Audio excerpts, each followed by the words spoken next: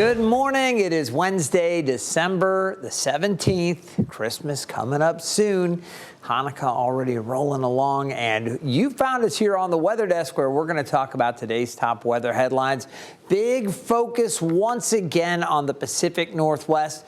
My name is Craig Moeller. I'm a meteorologist here at 13 News Now. We're glad if you found us here on 13 News Now Plus. We love it when you come here and you stream our broadcasts and our services here, some of the different things that we put out. Of course, it's always free and available to you. We also do this through YouTube. So everybody that's finding us right now on YouTube, we love your feedback and your taking the time to spend with us here each and every morning. And we do this Monday through Friday, always around 9 a.m.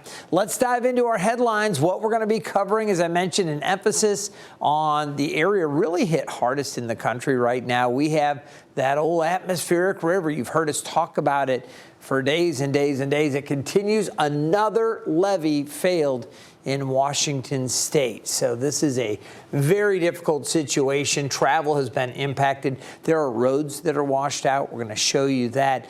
One motorist died recently, so some sad news there from the Pacific Northwest, and we'll get you those stories. In addition to that, we're going to give you just an explanation of what the atmospheric river really is. You hear this term, you might be wondering. We've talked about it before here on the Weather Desk, but if you missed that previous explanation, we're going to have that coming up. And then we're going to take you out to Hawaii, specifically Maui. If you remember, August of 2023, there were those devastating wildfires, did so much damage on the island of Maui, and Lahaina hit so hard. Well, we're going to show you kind of what they're doing now 2 years later. They're starting to open back up to more tourism.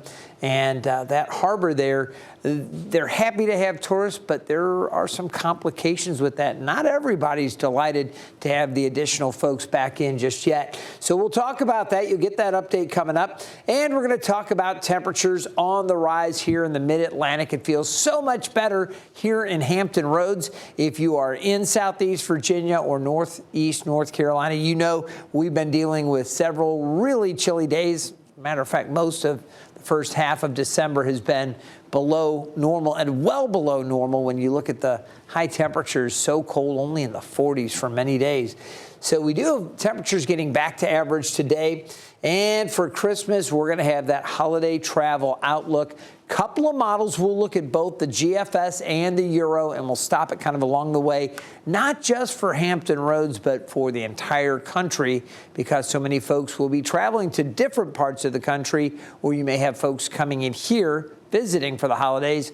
We're going to let you know what folks will be facing over the coming week and look at a couple different models. So this is what we have to deal with, and we're going to start off by talking about the Pacific Northwest. You can see areas of rain and then snow in some of the higher elevations, more rain back across parts of Washington state and then down into Oregon. It's been very unsettled as well. This has been something else as the atmospheric river continues to bring in a lot of moisture, and we're not done with those rain chances and the excessive rainfall that occasionally happens as well. We've got this coming in. Again, those winds have been strong, bringing that moisture in off of the Pacific. And you can see right now there are a few advisories. I'll go ahead and let's take this full, and I'll just update you on that warning. I'm kind of surprised the severe storm warning up there in the southeast portion of Washington state and the northwest part of Idaho there hasn't expired yet, because it looks like the storms have cleared that area. But just to let you know, until 9:15 here local, 6:15 on the Pacific there, standard time, there is that severe thunderstorm warning. That was for Clarkston, Lewiston, Moscow, and Pullman. And there were 112,000 people under that severe thunderstorm warning. So they had some rough weather. In addition, there are other areas that are under flood advisories. You can see in northern Idaho, you've got that one. We're going to revisit that other flood advisory there in Washington state coming up. But a lot of folks still seeing the excessive rainfall, and that is a problem. We've also seen some additional excessive rains down into northern portions of California. Just to show you that, let me go ahead and put that one up, just because that one is on there as well. And you can see that area right there, the flood advisory, and that includes Cavello, Garberville, Laytonville, and Redway, about 17,000 people there in Northern California. So a lot of unsettled weather there in the Pacific Northwest. And when we take a look, Washington State has been hit so hard. Thousands of people in the state of Washington are on high alert after 2 levees have failed now within 24 hours. The breaches come after this system, this atmospheric river we've been talking about, has brought days and days of heavy rain and flooding to the Pacific Northwest. The first breach happened near the Green River Monday night, not far from Seattle-Tacoma International Airport. Then, about 60 miles away, a levee on the White River failed Tuesday morning. That's near the town of Pacific. Natalie Swaby shows us how crews are working to repair those levees as fast as they can. The view from above reveals the devastation. While many Pacific residents slept, work crews discovered a levee failure along the White River. The alert jolted Larry Lingle awake in the middle of the night. And I thought we were safe, but we looked out the door and water was coming up, so we left. As Larry raced out, Alex Dolby rushed in. It's nerve-wracking. I don't know. I'm really hoping that, that it'll subside a little bit, but this is the worst that we've seen in a long time. The dump truck driver from Kitsap County volunteered his time to haul critical materials to the breach site. And I worried for the people that live around here. The biggest part of the operation at this point, boots on the ground here, was getting those super sacks filled. Crews are packing 2-ton sandbags at a quick pace. Days of relentless storms have swollen rivers. In general, water levels are high, and we need to balance all of it region-wide. Every shovel, every sandbag, every minute counts as crews work to seal the breach. That urgency pulled Alex from his home an hour and a half away. His reason? Community. Community. The community is the biggest thing. This is what brings us together, this type of stuff. Put everything aside and just help each other out. It's the extra effort that's needed as the weather keeps testing this community. But it's Mother Nature, so there's no telling. Those crews there in King County working so hard right now. Just to show you where that was occurring, there's Seattle, here's Tacoma, and we'll zoom in and off to the east-northeast. The name of the town, Pacific. That's where that area, that more recent breach occurred. So just want to keep you updated on all of that. Now, Seattle and its surrounding counties saw some of the worst flooding in Washington state for days. Transportation officials have been urging drivers to stay off the roads. Here's why. New video shows the National Guard rescuing a driver who had to climb onto the roof of his car after getting stuck in floodwaters. Look at that. This happened in King County on Monday. Fortunately, that driver was not injured. However, another driver in Snohomish County wasn't so lucky. A 33-year-old man died early yesterday morning after driving onto a flooded road. Eric Wilkinson has the details. Despite the warning signs and caution tape, the driver tried to make it through this. Massive flooding along Marsh Road near the city of Snohomish. It was 1:30 in the morning, pitch black. The driver may have had no idea what awaited him beyond the yellow tape. I think people are confident that they can get through it, or they think it's a lot more shallow than it is. Lieutenant Benjamin Bloomquist works with the Snohomish Regional Fire Rescue Water Rescue Team. He was the diver who found the man in his large SUV completely submerged and unresponsive. This picture taken by first responders shows just how deep the water was, the tip of the SUV poking above the water line. The driver had reportedly been on the phone with his wife, who called 911. People keep making these decisions to try to drive through the waters, and mistakes happen. You're running late, and your path is blocked by water crossing the road. National, state, and local authorities launched the Turnaround Don't Drown public safety campaign, reminding people that more than half of the flooding deaths that happen every year occur in vehicles.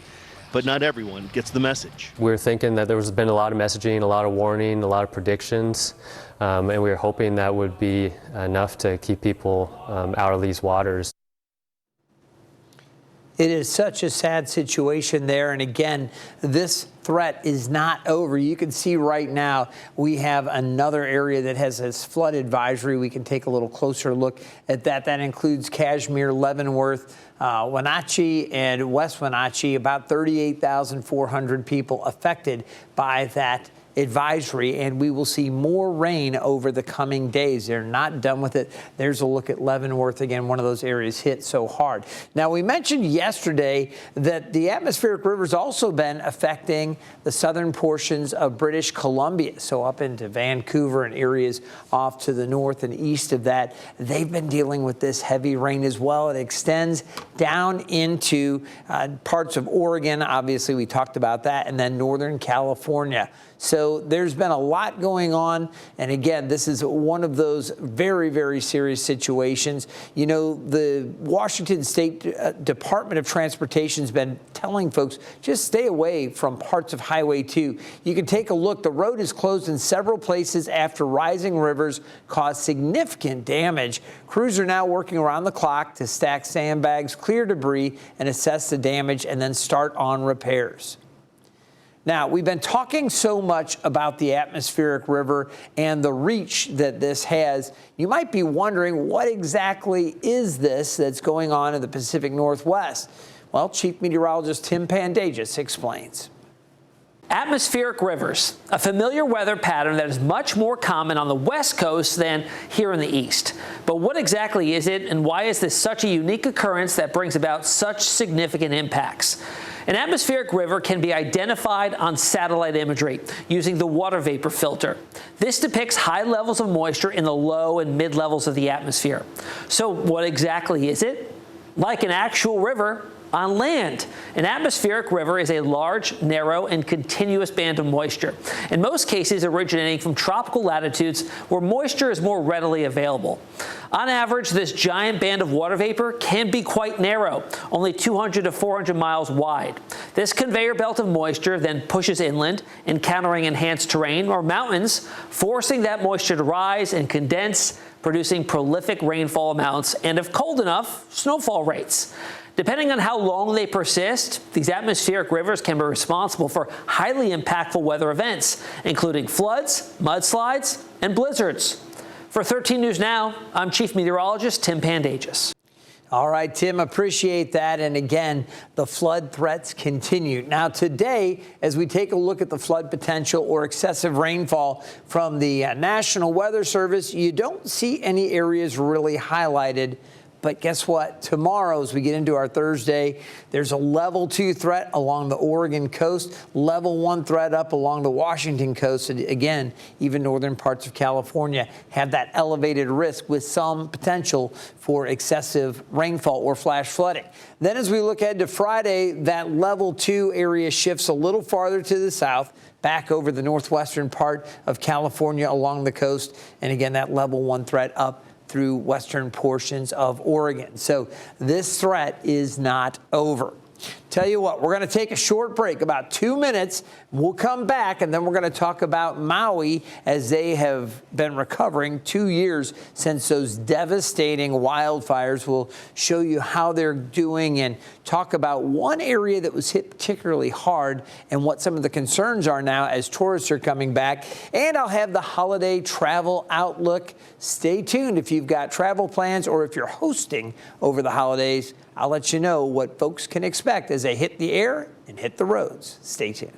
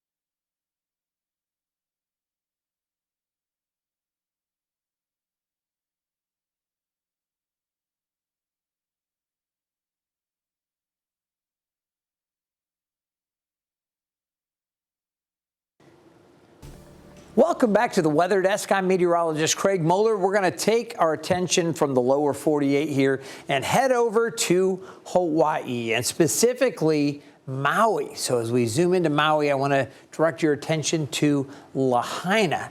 All right, it's been 2 years since the wildfires tore across the island of Maui. You may remember a downed power line sparked those fires back in August of 2023, claiming more than 100 lives. The flames also destroyed more than 2,000 buildings and caused an estimated $5.5 billion in damage. The town of Lahaina saw some of the worst of the destruction. But this week, for the first time since the fires, Lahaina Harbor is reopened to tourism boats. However, not everyone is happy about it. Daryl Huff explains. To many people, this site is long overdue. Commercial boats waiting for paying customers once again moored in Lahaina Small Boat Harbor, which had been one of the most horrifying scenes of destruction on August 8, 2023.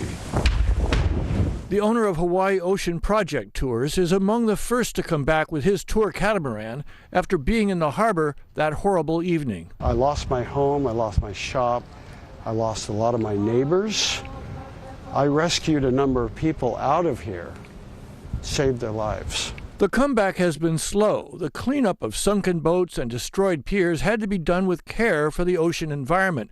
It took a year to repair the fuel dock, a long wait for workers who returned today. We're excited. We're also, we're nervous. It's very sensitive for the community, and we want to make sure that we honor the community the way we come back. In anticipation of added tourist traffic, the historic and sensitive buildings and artifacts were protected by barriers or caution tape, and pedestrians restricted to pathways. Sail Maui will also provide a video to customers. Asking our guests to come back with mindfulness, with respect, and keep their photos and their videos till they get on the boat and stay on the path. But to some, it's not enough protection from what they think is too early for tourists to return to the center of the burn zone. It is not up to the fake state or the county or any faction thereof to dictate when and how our sacred spaces are available for oogling and ogling by eyes that are hungry for ownership and hands that do not know respect and reciprocal relationships. Persons who don't want tourism here are just chasing away our young people. We'd have to have jobs for our young people. The county as well as the state should have mitigated this thing right by getting everybody to the table so we can talk about our concerns. Nobody was awarded that opportunity. So that's why I think it's escalating the way it is escalating now. State harbor officials called the reopening limited. The harbor doesn't even have working navigational lighting, but the weather made the opening more gradual than expected. A small proportion of the potential customers were expected for afternoon sales that must end before dark. Most of the boats were actually there to shelter from the storm, not to do business. It's really interesting. When the fires took place, it was a really emotional thing for me to see. My wife and I actually took our honeymoon here, and you could see again, there's the Lahaina Harbor. This is the banyan tree, and this is sacred to many of the people in Hawaii. You could see all of the destruction around it. There was fear that they were going to lose the banyan tree altogether. This was from September of 1993. And even then, we really, as we visited this beautiful, amazingly beautiful location, we were told the significance of this tree in this beautiful area. So while my wife and I were doing this back 32 years ago, they were celebrating 150 years with this being recognized as a historic site there. And then just, some months later, that was in 2022 that they were recognizing that as, or 2023, excuse me. Then just months after they recognized that site in April of 2023, we had the devastating fires. So this is a situation that eventually they appreciate the tourism dollars, they appreciate that help. But obviously a lot of folks there in Hawaii struggling with some of the other aspects and not wanting to come back too quickly to the island and to that particular area. So we'll continue to watch that, but those fires were incredible. As we turn our attention back here to Hampton Roads, you can see again it's been so chilly. We've talked a lot about this. And again, our last rain that we saw and then some snow mix back on Sunday. It has been dry this week. It will continue to be dry until Thursday night into Friday morning. We will see some significant rain at that point. Over the next 5 days, high temperatures getting warmer. Today, we're going to see temperatures topping out in the low to mid 50s, which is normal. Tomorrow, 62. Friday, 63.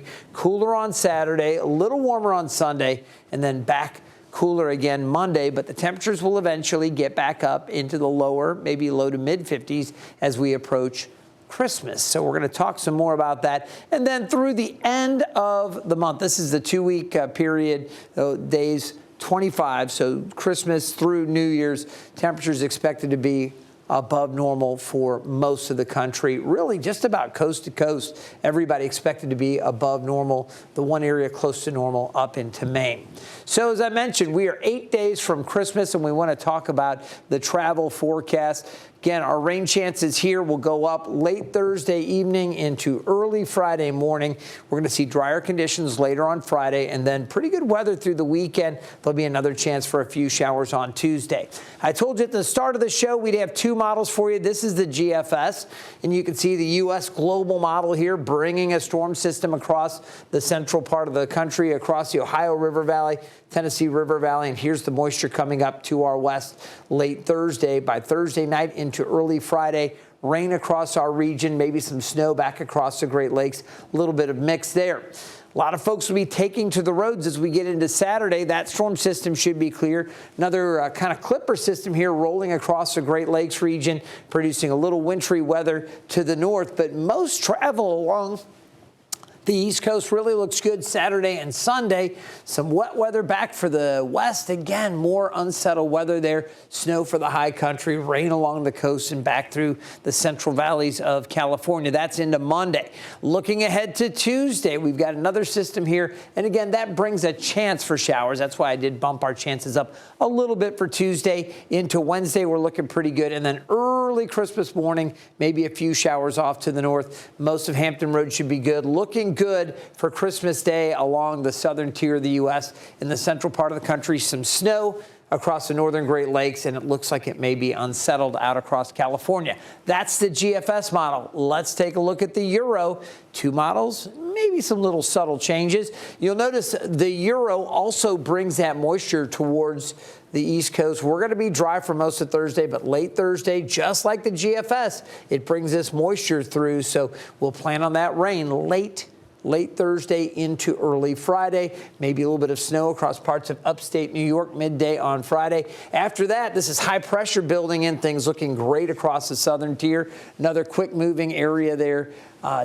Just really racing along to the east, and more snow back across the Great Lakes region into Saturday. Most of the eastern seaboard looking good for your travel if you're going to be gone next week, and your travel day is Saturday. Looking good here with the Euro. Southern U.S. looking good. There's that next system bringing more moisture into the northwest. They just can't get a break there. Some more snow for the higher elevations there on Sunday. High pressure and control over the central part of the country.